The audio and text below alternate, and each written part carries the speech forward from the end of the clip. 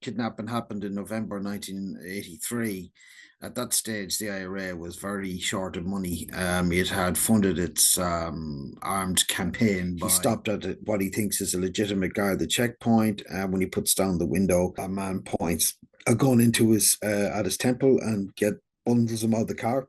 It's not just a man's life is at stake, but also at stake capacity of the state to deal with its greatest internal foe, which was the provisional IRA. Ronan, thank you very much for joining me, sitting down, taking the time. I appreciate it. You're welcome, Sean. Thank you for having me.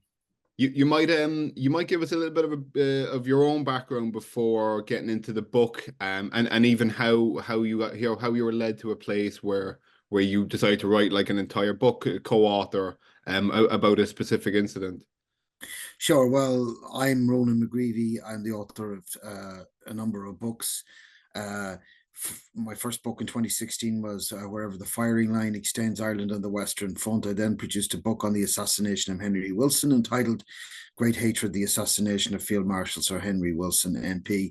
I've also edited a number of books, including Centenary Ireland Remembers 1916.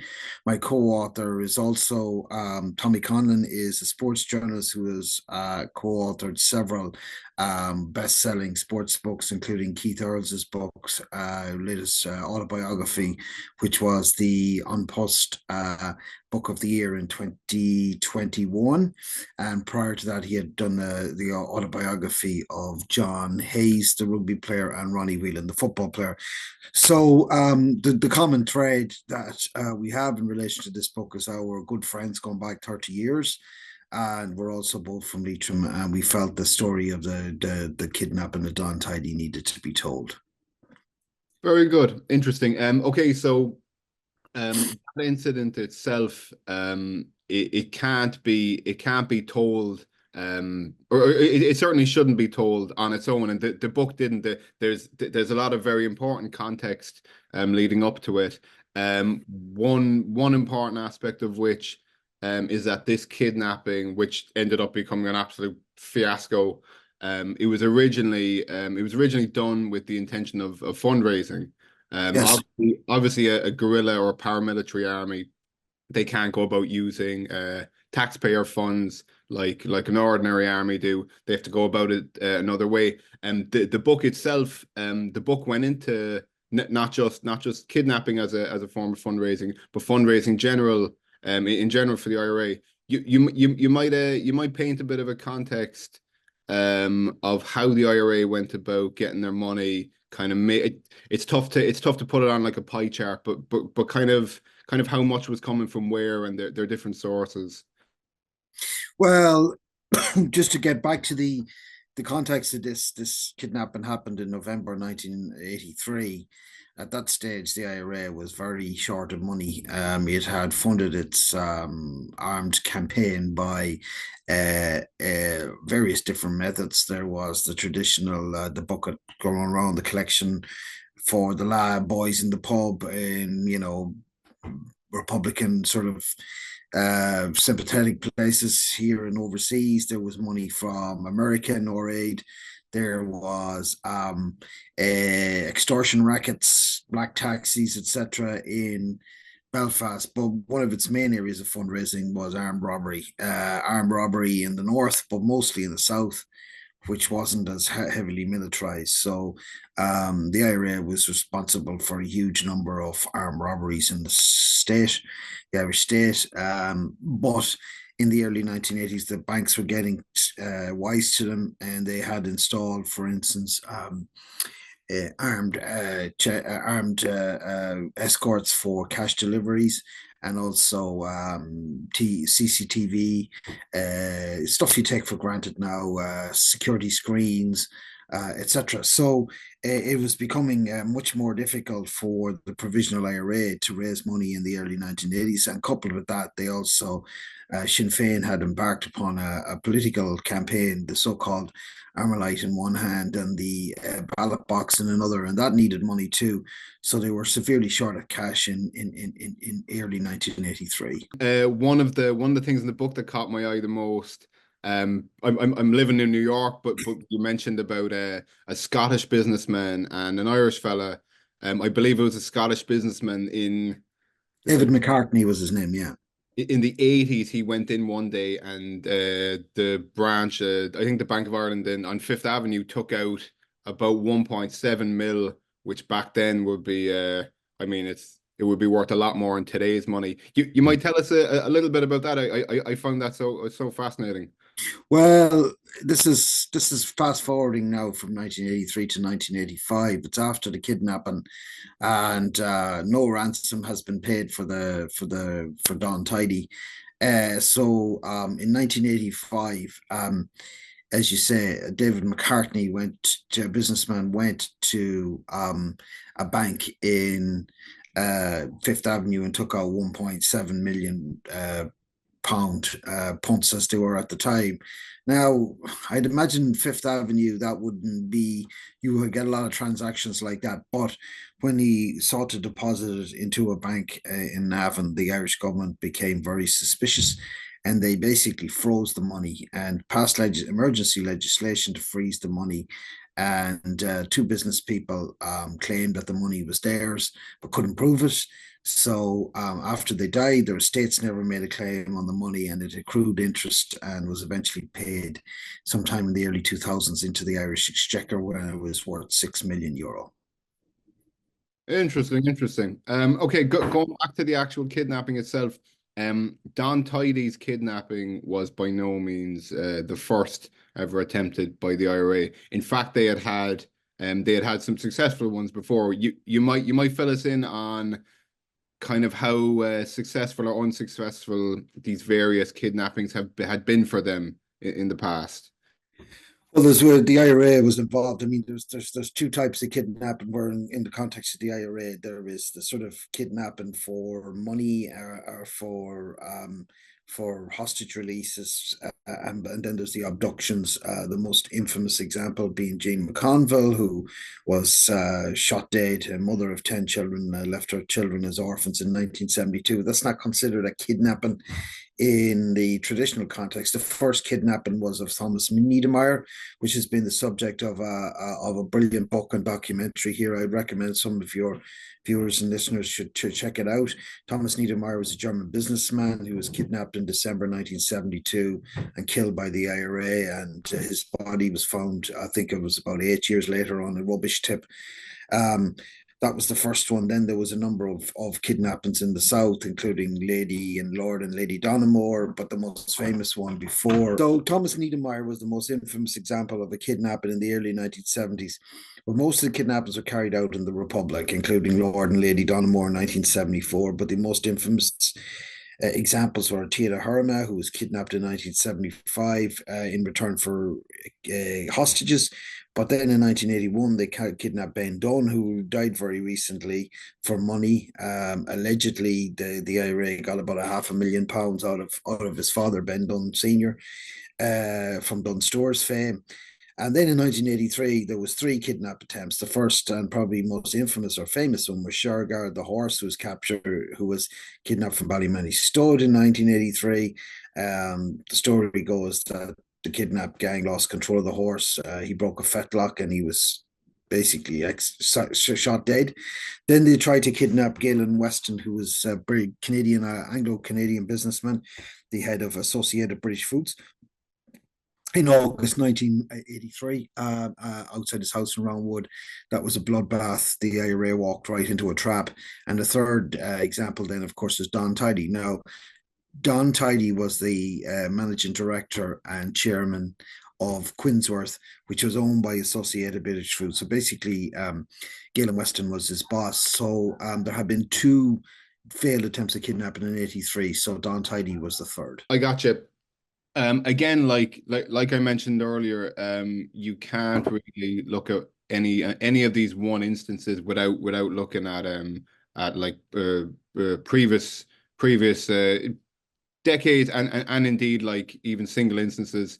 I'm thinking, for example, there was a fair bit of like a Venn diagram between the two, but the breakout of the maze.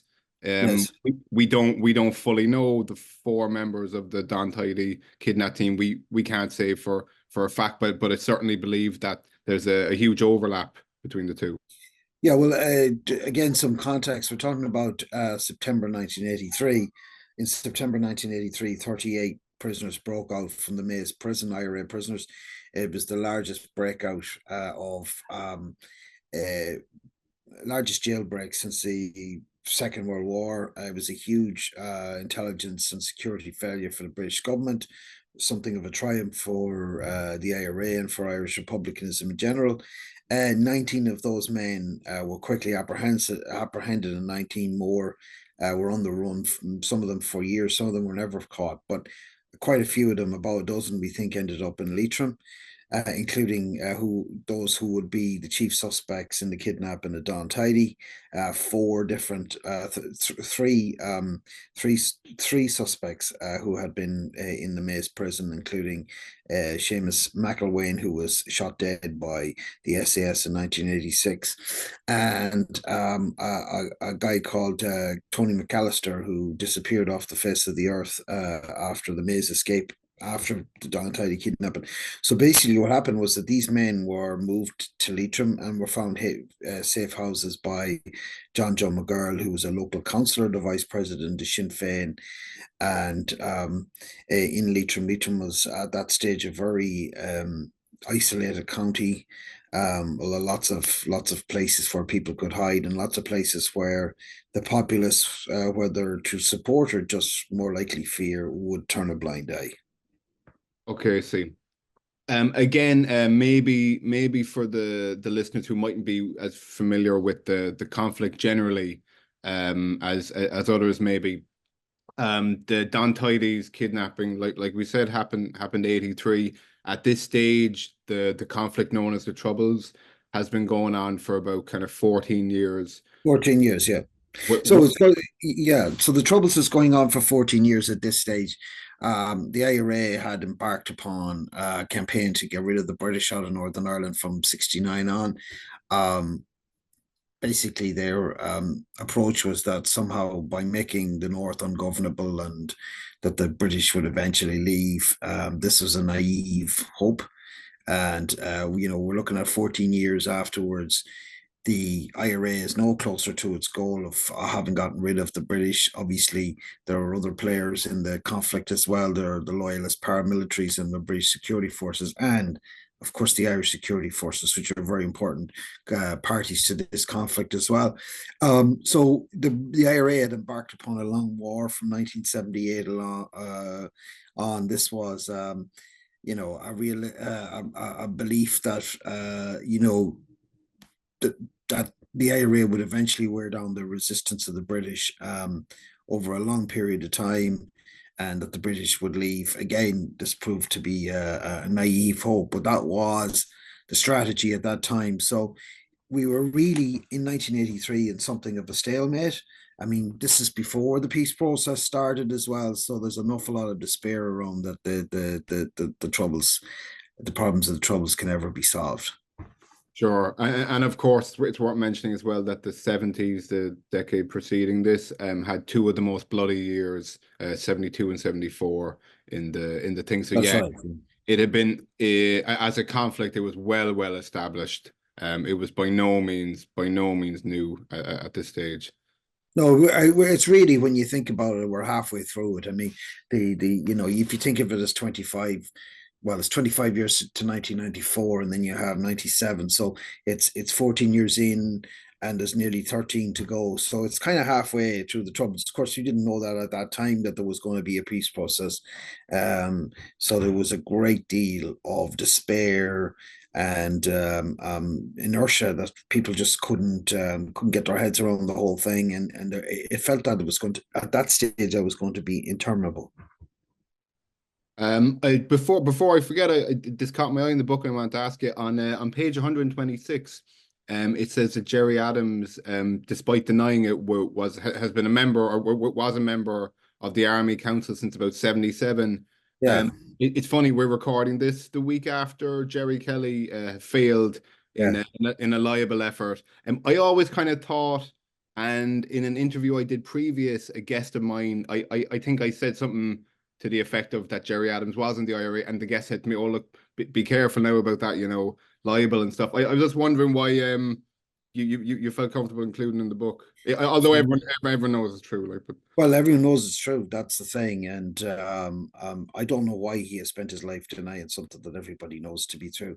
Just to go back to the Gerry Kelly thing, I mean, this is the case where Gerry Kelly, who was one of the Maze escapees, sued Malachy O'Doherty, a journalist, for Malachy O'Doherty suggested that Gerry Kelly had been the man who shot a prison officer, John Adams, in the head. And this had been John Adams' contention. John Adams, in his witness statement, had said that Gerry Kelly had been the one to pull the trigger. And this had also been put into an official document. Now, as it turned out, Gerry Kelly's defense rested on the fact that he had been tried and acquitted of this. But the trial judge said that there was a different standard of proof for a civil action, which was libel, and a criminal action. So he said there was a doubt that he had been the one that pulled the trigger. But this judgment that was issued last week, which was very comprehensive, stated that Kelly, whereas you have to have beyond all reasonable doubt as the criteria for a criminal case, it's on the balance of probabilities in relation to a civil case. So Kelly lost it. Just as a matter of interest, Gerry Kelly was one of the Maze escapees that ended up in Leitrim, by the way, and I have to state on the record as well that there's no evidence that he was involved in the kidnapping of Don Tidey. Right, I see. Would you be worried at all about Gerry Adams possibly taking? Well, I mean, if he sued us, he'd have to sue half the world. To be honest with you, at this stage, I mean, like it's not going to be. I'd say I would imagine I'd be down the pecking order if he was ever to sue, and of course, like if he were to sue, there would be there'd be so many people who would be prepared to give evidence against him, including people who have been in the IRA. I mean, I don't know if you've read Patrick Radden Keefe's book, Say Nothing, about the kidnapping. Yeah, fantastic book. But I mean, Brendan Hughes, who gave his deposition, gave his tapes to the Boston archives. I mean, he's basically saying that Adams was in charge in North Belfast during the Troubles. So I mean, bring it on. That's what I say. I got you. No, I was just wondering because I know people always kind of tiptoe around it because they don't want to get sued. Okay, I just want to say for the record that Gerry Adams said he was never in the IRA. Yeah, absolutely. He's always maintained it. Yeah. Okay, so back to the actual kidnapping itself. How was it? How much do we know about how Don Tidey was selected to be the item of ransom? By no means was he some enemy of the cause or had some issue with Republicans or anything. It was a financial decision. But do you know? It was only a financial. Don Tidey was English. At that stage in 1983, he was 48. He was the chief executive, or sorry, the managing director of Quinsworth, which was then the biggest supermarket in the Republic of Ireland, with 57 stores. Associated British Food also had Crazy Prices, which was a sort of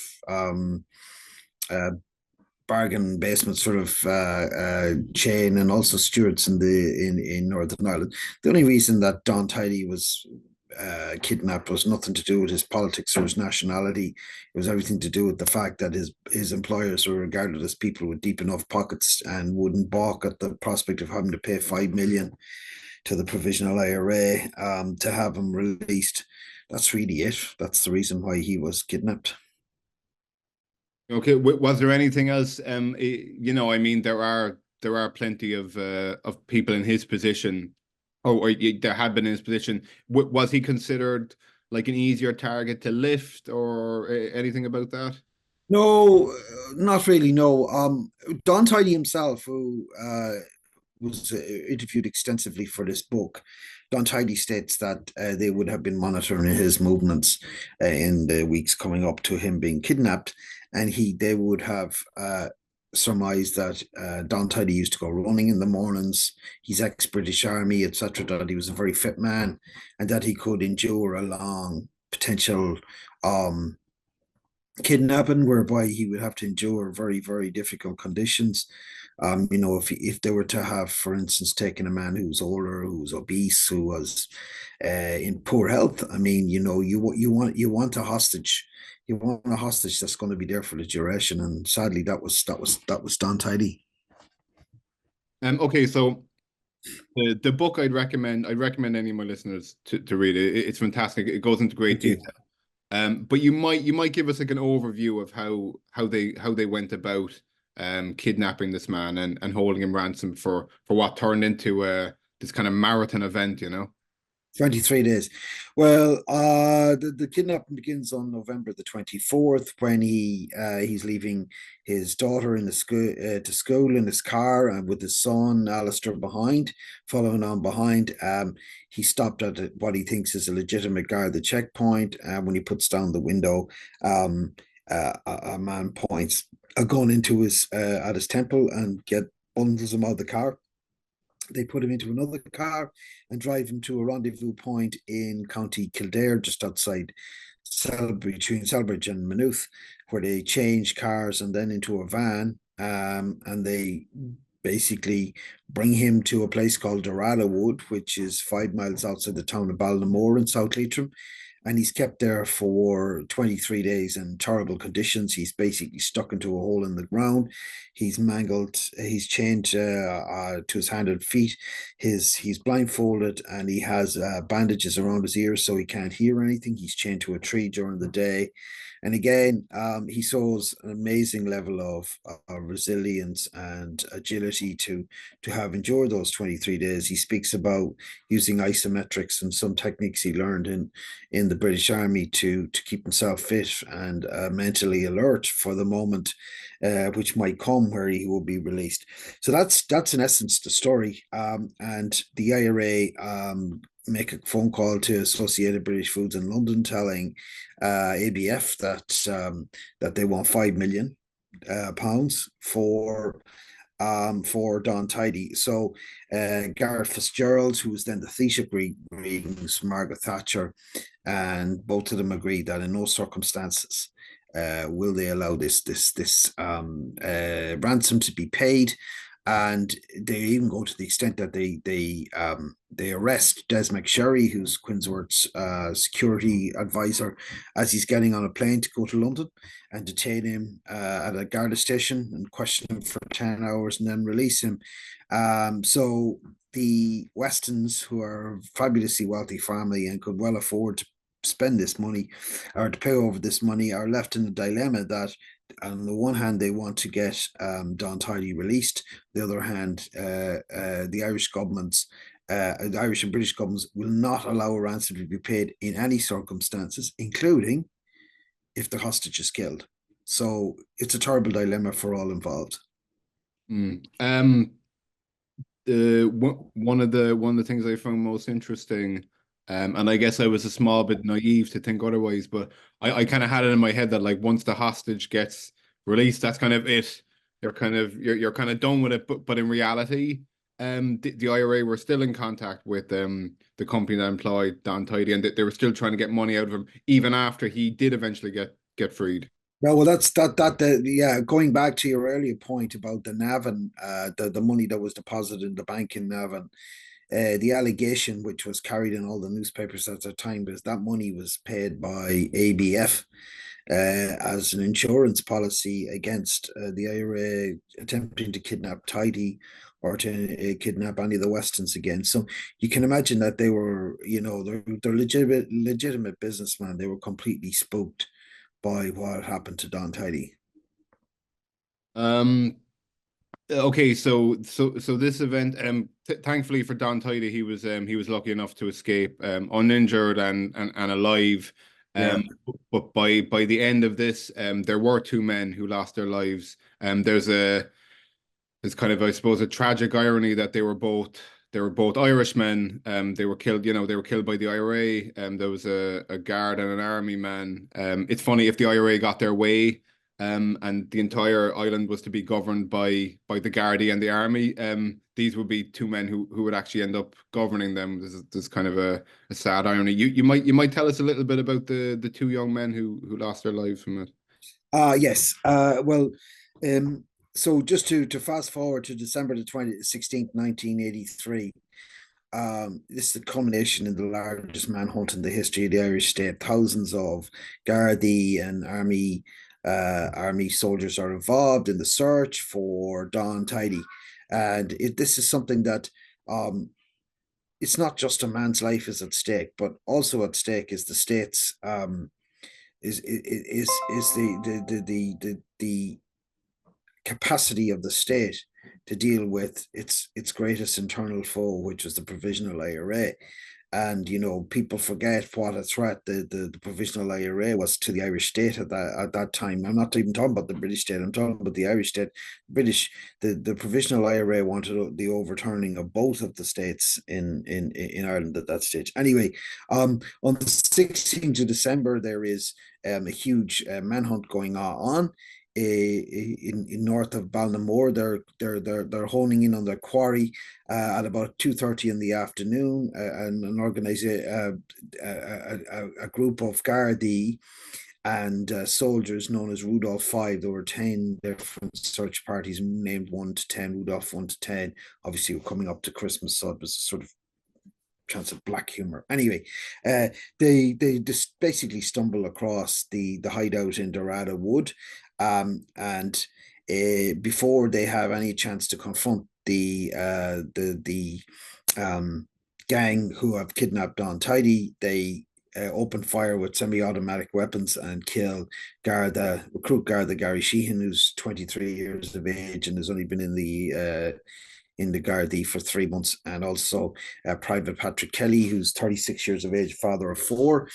And they escape, essentially. To cut a long story short, they also shoot Detective Sergeant Donny Kelleher in both legs, and they shoot their way out of the cordon that has been put in place to catch them, disappear into a large forest, and are never seen again. So that's, in essence, the story. As we said in the book, the people who killed Gary Sheehan and Private Patrick Kelly got away with murder, and they've been getting away with murder ever since. On that note, obviously you can't say, you can only like allege who the four members of the kidnap team were.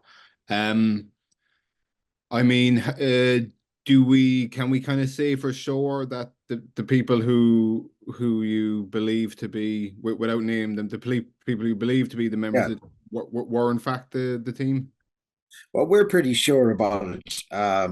There are multiple sources for the information. I mean, I think the most compelling evidence is that the fingerprints of three of the suspects, and that's what they are at this stage, they're just suspects, were found in connection at scenes in connection with the kidnapping, right? So one scene is in Dorada Wood itself, and the other is in Claremorris, where two of them had escaped with a third man, a guy called Francie McGurl, to Claremorris, to a house in Claremorris. This was another farce which happened 5 days after Dorada Wood, where these three men managed to escape from a house that had been surrounded by Gardaí, and they were they absconded. But we have in the book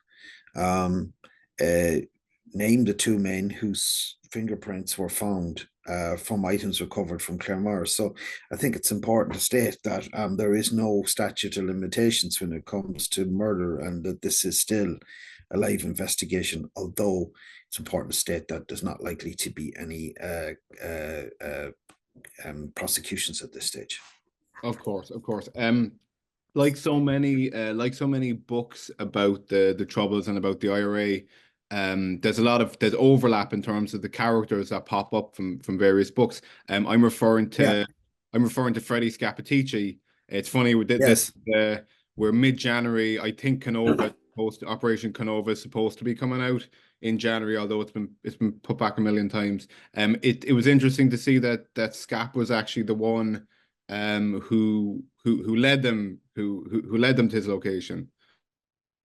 Well, there was a number of different sources, but according to his handler, in a book that was published some years ago, Scappaticci was one of the men who informed the RUC about not only the Don Tidey kidnapping, where Don Tidey has been held, but also the Gale and Weston kidnapping. But then again, another very well-known informer, Sean O'Callaghan, claims that he was the man who had told Gardaí about where Don Tidey was being kept. I mean, the reality is they both could have done it. There could have been different tip-offs. I think there was a lot of good policing work done as well.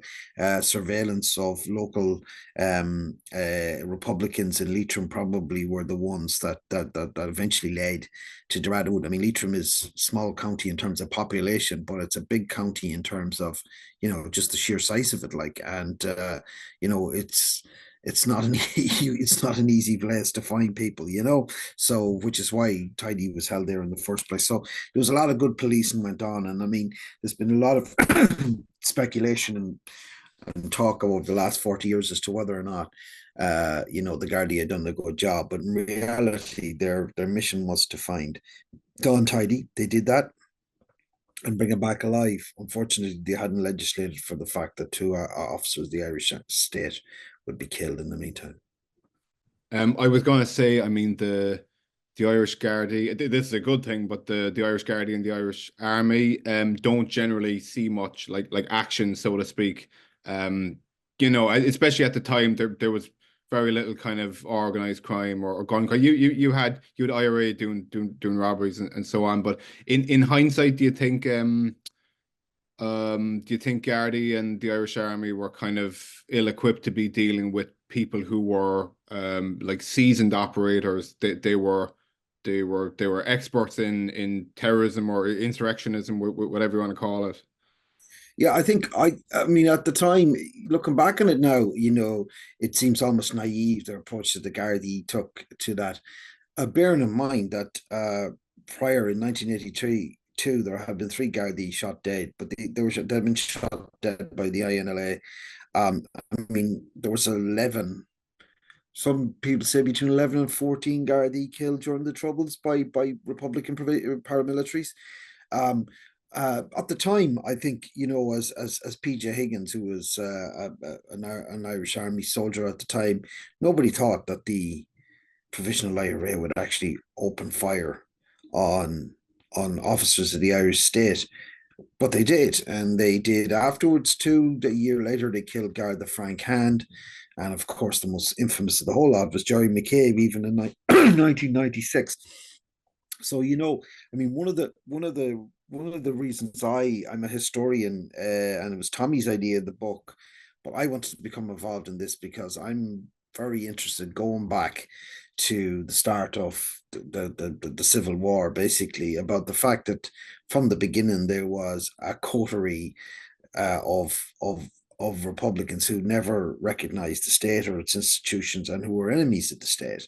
And I mean, we do have 3 chapters in the book relating to that, not just after the Civil War, but during the S campaign, the Sabotage campaign, in the UK, in England in 1939 and 1940. Then you had the border campaign between 56 and 62, which is very unpopular.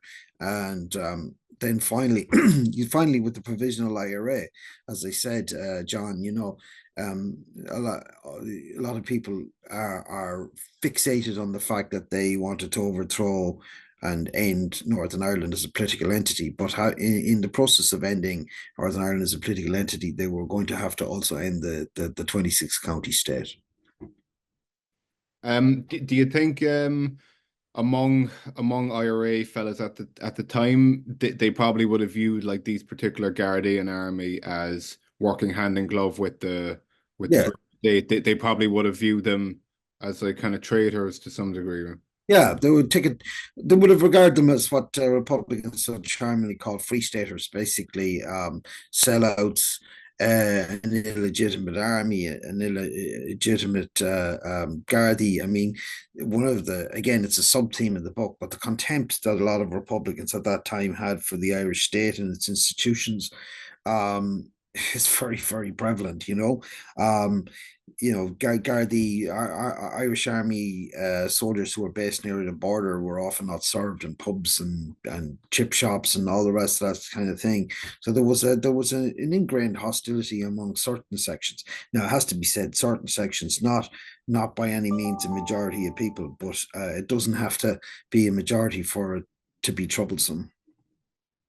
Very good. We'll wrap up soon enough. Sure. Given that there was a few kidnappings leading up to this, and this, of course, a very significant kidnapping for ransom. Right. After this, what did the IRA keep this up as a method of fundraising? Was there many ransom kidnappings after this? No, they stopped it after that. Because it was such a disaster. It had been an absolute disaster for them, in terms of not just the fact that they had three attempted kidnappings, all of which failed. It brought a huge amount of heat onto the provisional IRA in the Republic. And it was also a massively alienating factor for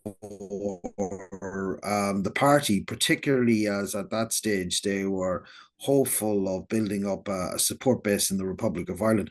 I would say that the kidnapping of Don Tidey and the murder of those two security forces set the Provost, set Sinn Féin as a political party back 10 years. I mean, it was constantly thrown into their faces after that for a long, long time. In fact, Sinn Féin were banned from meeting government ministers. If they were, say, county councillors, they had no TDs at that stage. If they had county councillors who were banned from meeting with government ministers, even if it wasn't any kind of, even if it was just sewage or housing or whatever. So they were pariahs in the state for a long time afterwards, and it was after that they never kidnapped another person, but they continued to target the Republic and target Gardaí, and a year after that, Frank Hand was it the next Garda to be killed. He was killed in 1984 when he came he came upon a robbery at a post office in County Meath. So it continued on, but there was no more kidnappings after 1983. Okay, very good. This book, and to be fair, like a lot of books that have come out in the previous year regarding specific people in the troubles or instances, that they would make for a great like Netflix series or a great film or something.